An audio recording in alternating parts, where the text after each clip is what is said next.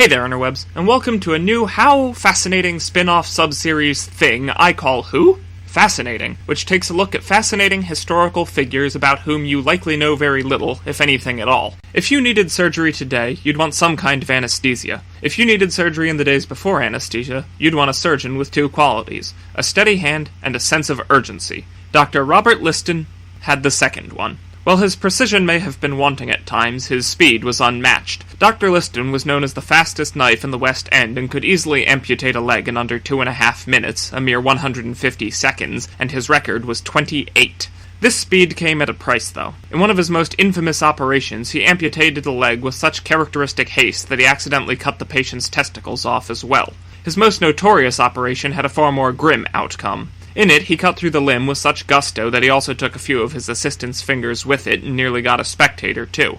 The unfortunate fellow was of such delicate constitution that he supposedly died of shock on the spot, and both the patient and the assistant later succumbed to infection, making this the only case in recorded history of an operation with a 300% mortality rate. The deadliest procedure per capita in history. Sorry, but I had to use my clickbait narrator voice for that. I'm not here to badmouth Dr. Liston, though. Quite the opposite. I want to sing his praises because he was a pioneering surgeon and a noble gentleman, and it's very unfair that most people only know him as that guy with the triple fatality. You see, he was operating, no pun intended, in the days not only before anesthesia, but before sterilization as well. Lacking both of these made speed a necessity. Even if a surgeon finished the operation before the patient died of shock or blood loss, they were still likely to die of infection. Florence Nightingale said, "The danger is in a direct ratio to the time the operation lasts, and ceteris paribus, the operator's success will be in direct ratio to his quickness." Liston's unrivaled rapidity was a deliberate measure to give his patients the best shot at recovery. On average, roughly 1 in 10 of his patients didn't pull through, but compare that to the 1 in 4 mortality rate of his contemporaries at St. Bartholomew's. In addition to speed, Liston also brought theatrics to match to the surgical theater, springing across the blood-stained floorboards in his dark green coat and Wellington boots and calling out to his spectators, "Gentlemen, time me!"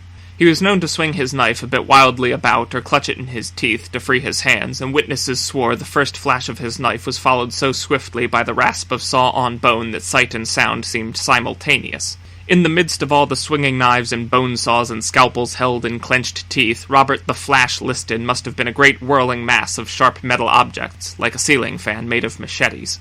Again, I want to stress that this alacrity was an act of surgical charity. Dr. Liston was a man of uncompromising morals, unfailingly charitable to the poor and attentive to the sick, operating in poorhouses on those whom other surgeons dismissed as lost causes. This made him rather unpopular with those surgeons whom he was making to look bad, and they retaliated by accusing him of showiness. As a matter of fact, his most famous case, the one with the 300% mortality rate, might never have even happened. It may just be apocryphal. I couldn't find any reliable records of it occurring, and the accounts I could find seemed to disagree on the details, such as whether the limb being amputated was an arm or a leg. Considering the lack of primary sources in Liston's antagonistic colleagues, I put it to you, dear viewer, that the operation was nothing more than a pernicious rumor created by Liston's enemies to discredit the man, and one which continues to circulate to this day due to the internet's love of a good story and wacky fun facts. These altercations didn't end at unkind words, either. He also laid out fellow surgeon Robert Knox in front of his whole class for indecently displaying a woman's corpse in a voyeuristic manner. She'd been a homicide victim designated for dissection, and Liston suspected his colleague to be complicit in her murder.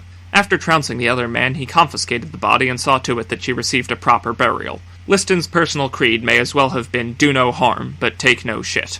By 1846, Robert Liston had been named University College Hospital in London's first professor of clinical surgery, published 2 medical textbooks, invented the Liston femoral splint and bulldog forceps, which both remain in use to this day, and performed Europe's first surgery using modern anesthetic. Once the operation was complete and the patient returned to consciousness, he asked Liston, "When are you going to begin?" much to the amusement of those present. It became quite clear that day that anesthetic made quick surgeons like Liston obsolete.